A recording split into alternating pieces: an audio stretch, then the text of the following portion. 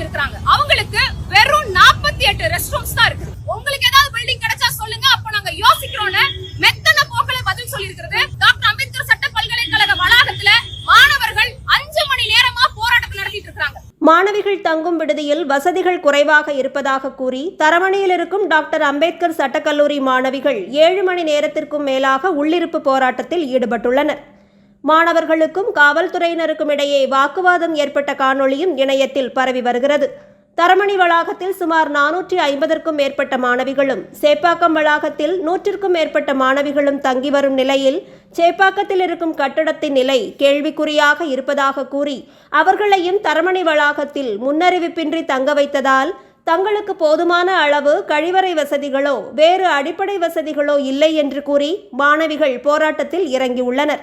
இது குறித்து நிர்வாகத்திடம் மாணவிகள் கேள்வி எழுப்பிய போது, சென்னை முழுக்க தேடி பார்த்தும் தங்கும் வசதிகளோடு கூடிய கட்டடங்கள் இல்லை என்றும், மாணவிகளுக்கு இதுபோன்ற விடுதிகள் பற்றி தெரிந்தால் தங்களுக்கு விபரம் கூற வேண்டுமென்று மெத்தனமாக பதிலளித்ததாக தெரிவித்துள்ளனர். தாங்கள் மணிக்கணக்காக உள்ளிருப்பு போராட்டம் நடத்துவது பற்றியும் நிர்வாகம் கண்டுகொள்ளவில்லை என்பதால் அரசு இந்த விவகாரத்தில் உடனடியாக தலையிட்டு மாணவிகளின் பிரச்சினைக்கு தீர்வு காண வேண்டுமென கோரிக்கை விடுத்துள்ளனர். ஒவ்வொரு துறையிலும் அரசு ஊழியர்கள் அரசுக்கு எதிராக போராட்டத்தில் இறங்கியிருக்கும் நிலையில் தற்போது மாணவிகளும் அரசை கேள்வி கேட்பது முதல்வரின் காதுகளை சென்று அடையுமா என்பதே மக்களின் சந்தேகமாக இருக்கிறது.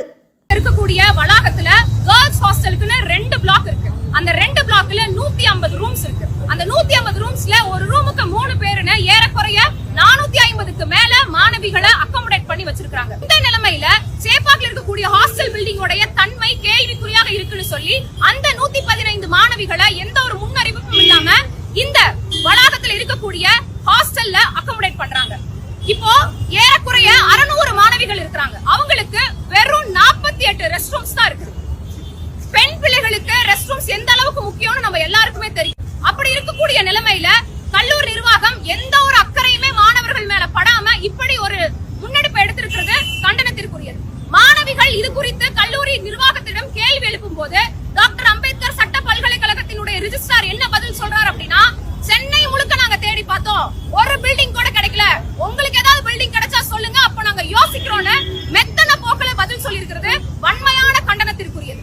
இன்னைக்கு டாக்டர் அம்பேத்கர் சட்ட பல்கலைக்கழக வளாகத்துல மாணவர்கள் 5 மணி நேரமா போராட்டம் நடத்திட்டு இருக்காங்க.